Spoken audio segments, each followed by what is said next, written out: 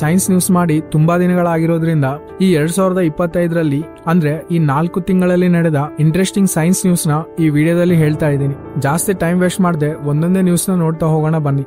ಇದೇ ಏಪ್ರಿಲ್ ತಿಂಗಳಲ್ಲಿ ಆಸ್ಟ್ರೋನಾಮರ್ಸ್ ಒಂದು ಗ್ರೌಂಡ್ ಬ್ರೇಕಿಂಗ್ ಡಿಸ್ಕವರಿ ಮಾಡಿದ್ದಾರೆ. ನಮ್ಮ ಭೂಮಿಯಿಂದ 124 ಲೈಟ್ ಇಯರ್ಸ್ ದೂರದಲ್ಲಿರೋ ಒಂದು ಪ್ಲಾನೆಟ್ ನಲ್ಲಿ DMDS ಮತ್ತು DMS ನ ಕಂಡು ಹಿಡಿದಿದ್ದಾರೆ. ಇಷ್ಟಕ್ಕೂ ಏನು ಈ DMS ಅಂದ್ರೆ DMS ಅಂದ್ರೆ ಡೈಮೆಥಿಲ್ ಸಲ್ಫೈಡ್, DMDS ಅಂದ್ರೆ ಡೈಮೆಥಿಲ್ ಡೈಸಲ್ಫೈಡ್. ಇವು ನಾರ್ಮಲ್ ಆಗಿ ಭೂಮಿ ಮೇಲೆ ಸಮುದ್ರದ ಸೂಕ್ಷ್ಮ ಜೀವಿಗಳಿಂದ ಪ್ರೊಡ್ಯೂಸ್ ಆಗೋ ಕಾಂಪೌಂಡ್ಸ್. ಸೊ ಇವು ಈ 124 ಲೈಟ್ ಇಯರ್ಸ್ ದೂರದಲ್ಲಿರೋ ಗ್ರಹದಲ್ಲಿ ಇದೆ ಅಂತ ಜೇಮ್ಸ್ ವೆಬ್ ಟೆಲಿಸ್ಕೋಪ್ ನಿಂದ ಕಂಡುಹಿಡಿದಿದ್ದಾರೆ.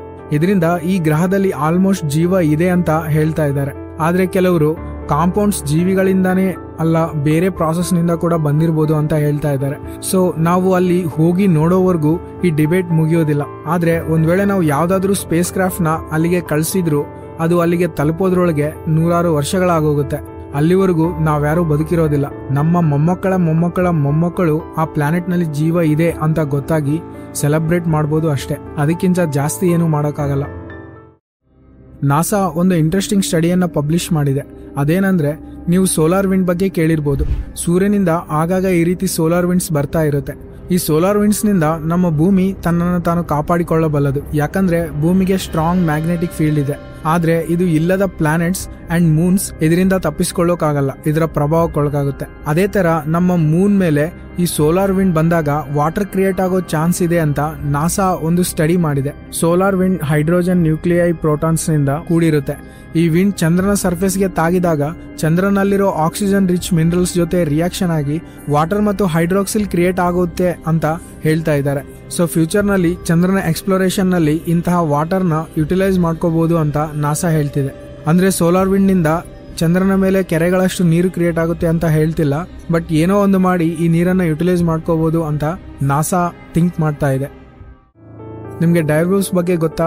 ಆಲ್ರೆಡಿ ಒಂದು ವಿಡಿಯೋದಲ್ಲಿ ಇವುಗಳ ಬಗ್ಗೆ ಮಾತಾಡಿದ್ದೆ. ಈ ಡೈರ್ವುಲ್ಫ್ ಅನ್ನೋದು ಒಂದು ಅಳಿದು ಹೋದ ತೋಳದ ಜಾತಿ. ಇದು ಇವಾಗ ಇರೋ ತೋಳಗಳಿಗಿಂತ ತುಂಬಾ ದೊಡ್ಡದು. ಗೇಮ್ ಆಫ್ ಥ್ರೋನ್ಸ್ ಅನ್ನೋ ಟಿವಿ ಶೋ ನಲ್ಲಿ ನೀವು ಇವನ್ನ ನೋಡಬಹುದು. ಈ ಫೋಟೋದಲ್ಲಿ ಒಬ್ಬ ಮನುಷ್ಯನಿಗೆ ಹೋಲಿಸಿದ್ರೆ ಇವು ಎಷ್ಟು ದೊಡ್ಡದಾಗಿ ಇದೆ ಅಂತ ನೀವಿಲ್ಲಿ ನೋಡಬಹುದು. ಈ ಜೀವಿ ಸುಮಾರು 10,000 ವರ್ಷಗಳ ಹಿಂದೆ ಅಳಿದು ಹೋದ ಜೀವಿ. ಆದ್ರೆ ಇವಾಗ ಈ ಪ್ರಪಂಚವೆಲ್ಲ ಶಾಕ್ ಆಗೋ ನ್ಯೂಸ್ ಏನಂದ್ರೆ, ಬಯೋಸೈನ್ಸಸ್ ಅನ್ನೋ ಟೆಕ್ಸಾಸ್ ಬೇಸ್ಡ್ ಕಂಪನಿ ಈ ಡೈರ್ವುಲ್ಫ್ ಫಾಸಿಲ್ಸ್ ನಿಂದ ಕಲೆಕ್ಟ್ ಮಾಡಿದ DNA ದಿಂದ 3 ಡೈರ್ವುಲ್ಫ್ಸ್ ಗೆ ಮರುಜನ್ಮ ನೀಡಿದೆ. ಇವನ್ನ ಗ್ರೇ ವುಲ್ಫ್ DNA ಮಾಡಿಫೈ ಮಾಡಿ ಡೈರ್ವುಲ್ಫ್ ಫಾಸಿಲ್ಸ್ ನಿಂದ ತೆಗೆದ DNA ನ ಆಡ್ ಮಾಡಿ ಹುಟ್ಟಿಸಿದ್ದಾರೆ. ಈ 3 ಡೈರ್ವುಲ್ಫ್ಸ್ ಗಳಿಗೆ ರೋಮುಲಸ್, ರೇಮಸ್ ಅಂಡ್ ಖಲೀಸಿ ಅನ್ನೋ ಹೆಸರುಗಳನ್ನ ಇಟ್ಟಿದ್ದಾರೆ. ಇವು ಇದೇ ಏಪ್ರಿಲ್ ತಿಂಗಳಲ್ಲಿ ಹುಟ್ಟಿವೆ. ಇವು ಇನ್ನೂ ಬೇಬೀಸ್. ದೊಡ್ಡವಾದ್ಮೇಲೆ ಈ ಪಿಕ್ಚರ್ ನಲ್ಲಿ ಕಾಣೋ ತರ ಆಗ್ತವೆ.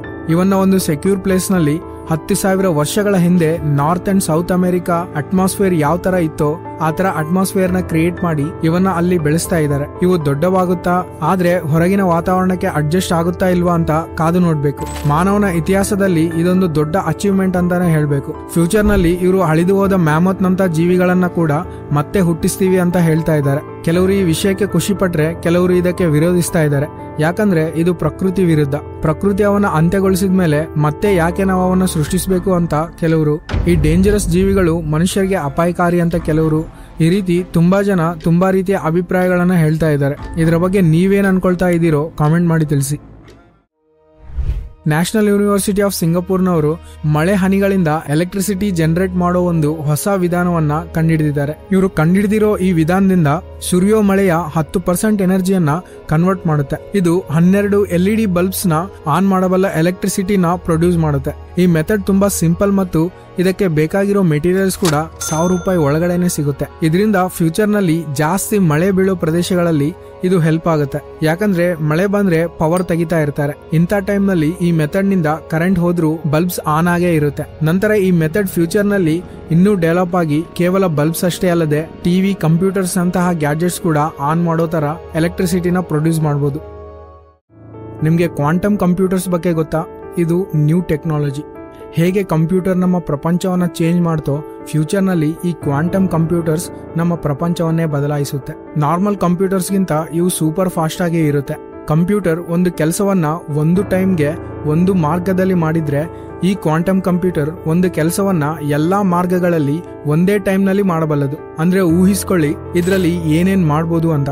ಬಟ್ ಇದು ಈಗ ಇನ್ನೂ ಡೆವಲಪಿಂಗ್ ಸ್ಟೇಜ್ ನಲ್ಲಿ ಇದೆ. ಈ ಕಂಪ್ಯೂಟರ್ಗೆ ವಿಂಡೋಸ್, ಮ್ಯಾಕ್ ತರ, ಫೋನ್ಸ್ಗೆ ಆಂಡ್ರಾಯ್ಡ್, iOS ತರ ಈ ಕ್ವಾಂಟಮ್ ಕಂಪ್ಯೂಟರ್ಸ್ಗೂ ಫಸ್ಟ್ ಟೈಮ್ ಒಂದು OS ನ ತಯಾರಿಸಿದ್ದಾರೆ. ಅದರ ಹೆಸರು QNODE OS. ಇವಾಗ ಈ OS ನಲ್ಲಿ ಏನೇನ್ ಫೀಚರ್ಸ್ ಇರುತ್ತೆ, ಯಾವ ತರ ಆಪ್ಸ್ ಇರುತ್ತೆ ಅಂತ ನಿಮ್ಗೆ ಹೇಳಿದ್ರೆ ಏನು ಅರ್ಥ ಆಗಲ್ಲ. ಯಾಕಂದ್ರೆ ನ್ಯೂ ಟೆಕ್ನಾಲಜಿ ಆಗಿರೋದ್ರಿಂದ ಇದರ ಬಗ್ಗೆ ಪೂರ್ತಿಯಾಗಿ ತಿಳ್ಕೊಂಡ್ಮೇಲೆ ಈ OS ಫೀಚರ್ಸ್ ನಮ್ಗೆ ಅರ್ಥ ಆಗುತ್ತೆ. ಸೊ ಯಾವಾಗಾದ್ರೂ ಒಂದು ಫುಲ್ ವಿಡಿಯೋದಲ್ಲಿ ಈ ಕ್ವಾಂಟಮ್ ಕಂಪ್ಯೂಟರ್ಸ್ ಬಗ್ಗೆ ಪೂರ್ತಿಯಾಗಿ ತಿಳ್ಕೊಳ್ಳೋಣ. ನಾಸಾ ರೀಸೆಂಟ್ ಆಗಿ ಒಂದು ಹೊಸ ಗ್ಯಾಲಕ್ಸಿಯನ್ನು ಡಿಸ್ಕವರ್ ಮಾಡಿದೆ. ಆ ಗ್ಯಾಲಕ್ಸಿ ನಮ್ಮ ಮಿಲ್ಕಿ ವೇ ಗ್ಯಾಲಕ್ಸಿಗಿಂತ 5 ಟೈಮ್ಸ್ ದೊಡ್ಡದು. ಇದು ನಮ್ಮ ಭೂಮಿಯಿಂದ 11.7 ಬಿಲಿಯನ್ ಲೈಟ್ ಇಯರ್ಸ್ ದೂರದಲ್ಲಿದೆ. ಇದರಿಂದ ಇದು ಹಳೆ ಗ್ಯಾಲಕ್ಸಿ ಅಂತ ಅನ್ಕೊಳ್ತಾ ಇದ್ದಾರೆ. ಯಾಕಂದ್ರೆ ಅಷ್ಟು ದೂರ ಇದೆ ಅಂದ್ರೆ ಅದರ ಲೈಟ್ ಇಲ್ಲಿಗೆ ಬರೋಕೆ 11 ಬಿಲಿಯನ್ ಲೈಟ್ ಇಯರ್ಸ್ ಆಗುತ್ತೆ. ಸೊ ಇದು 11 ಬಿಲಿಯನ್ ಇಯರ್ಸ್ ಹಳೇದು. ಅಂದ್ರೆ ಬಿಗ್ ಬ್ಯಾಂಗ್ ನಡೆದ ಸ್ವಲ್ಪ ವರ್ಷಗಳಲ್ಲೇ ಇದು ಕ್ರಿಯೇಟ್ ಆಗಿದೆ. ವಿಜ್ಞಾನಿಗಳಿಗೆ ಇದು ತಲೆ ಕೆಡಿಸಿರೋದೇನೆಂದ್ರೆ, ನಾರ್ಮಲ್ ಆಗಿ ಗ್ಯಾಲಕ್ಸಿಗಳು ಹೇಗೆ ಫಾರ್ಮ್ ಆಗುತ್ತೆ ಅನ್ನೋ ಐಡಿಯಾ ನಮ್ಗಿದೆ. ಚಿಕ್ಕದಾಗಿ ಒಂದೊಂದೇ ಸ್ಟಾರ್ಸ್ ನ ಸೇರಿಸ್ಕೊಳ್ತಾ ಫಾರ್ಮ್ ಆಗುತ್ತಲ್ವಾ. ಸೊ ಇದು ಅರ್ಲಿ ಬಿಗ್ ಬ್ಯಾಂಗ್ ಸ್ಟೇಜ್ ನಲ್ಲೇ ಇಷ್ಟು ದೊಡ್ಡದಾಗಿ ಇದೆ ಅಂದ್ರೆ ಗ್ಯಾಲಕ್ಸಿ ಬೆಳೆಯೋ ರೀತಿನ ನಾವು ತಪ್ಪಾಗಿ ಅರ್ಥ ಮಾಡ್ಕೊಂಡಿದೀವ ಅಂತ ಅನ್ಸುತ್ತೆ. ಆದ್ರೆ ವಿಜ್ಞಾನಿಗಳು ಯಾವ್ದೋ ಒಂದು ಲಾಜಿಕ್ ಹುಡುಕ್ತಾರಲ್ಲ, ಸೊ ಇದು ಬೇರೆ ಗ್ಯಾಲಕ್ಸಿ ಜೊತೆ ಕೊಲೈಡ್ ಆಗಿ ಇಷ್ಟು ದೊಡ್ಡದಾಗಿ ಆಗಿರ್ಬೋದು ಅಂತ ಅನ್ಕೊಳ್ತಾ ಇದ್ದಾರೆ. ಇದಕ್ಕೆ ವಿಜ್ಞಾನಿಗಳು ಜೈಂಟ್ ವೀಲ್ ಅನ್ನೋ ಹೆಸರನ್ನ ಇಟ್ಟಿದ್ದಾರೆ. ಇದರ ಸ್ಪೈರಲ್ ಡಿಸ್ಕ್ 1,00,000 ಲೈಟ್ ಇಯರ್ಸ್ ನಷ್ಟು ದೊಡ್ಡದಿದೆ. ಅಂದ್ರೆ ಒಂದು ಸೈಡ್ ಇಂದ ಇನ್ನೊಂದು ಸೈಡ್ಗೆ ಹೋಗೋಕೆ ಲೈಟ್ ಸ್ಪೀಡ್ ನಲ್ಲಿ ಹೋದ್ರೆ 1,00,000 ವರ್ಷಗಳಾಗುತ್ತೆ. ನಮ್ಮ ಮಿಲ್ಕಿ ವೇ ಗ್ಯಾಲಕ್ಸಿ ಡಯಾಮೀಟರ್ ಕೂಡ ಇಷ್ಟೇ ಇದೆ. ಆದ್ರೆ ನಮ್ಮ ಮಿಲ್ಕಿ ವೇ ಗ್ಯಾಲಕ್ಸಿಗಿಂತ ಇದು 5 ಟೈಮ್ಸ್ ದೊಡ್ಡದು. ಅಂದ್ರೆ 5 ಟೈಮ್ಸ್ ಜಾಸ್ತಿ ಮಾಸ್ ಇದೆ.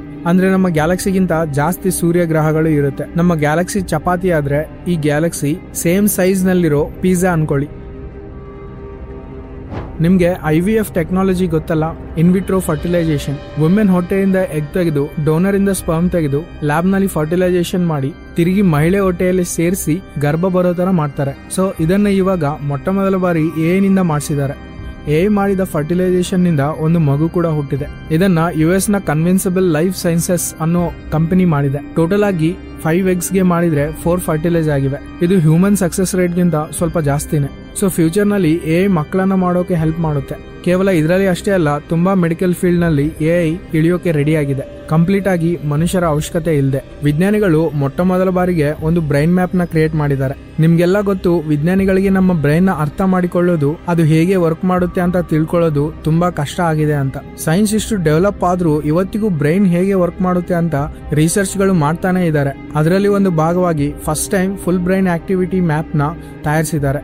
ಅದು ಒಂದು ಇಲಿದು. ಆ ಮ್ಯಾಪ್ ಇದೆ, ನೋಡೋಕೆ ಒಂದು ಗ್ಯಾಲಕ್ಸಿ ತರ ಇದೆ. ಇದರಲ್ಲಿ 84,000 ನ್ಯೂರಾನ್ಸ್, 500 ಮಿಲಿಯನ್ ಸಿನಾಪ್ಸಸ್ ಇದೆ. ಟೋಟಲ್ ಆಗಿ ಈ ಎಲ್ಲಾ ಕನೆಕ್ಷನ್ ಗಳ ಲೆಂತ್ ಎಷ್ಟು ಗೊತ್ತಾ? 5.4 ಕಿಲೋಮೀಟರ್ಸ್.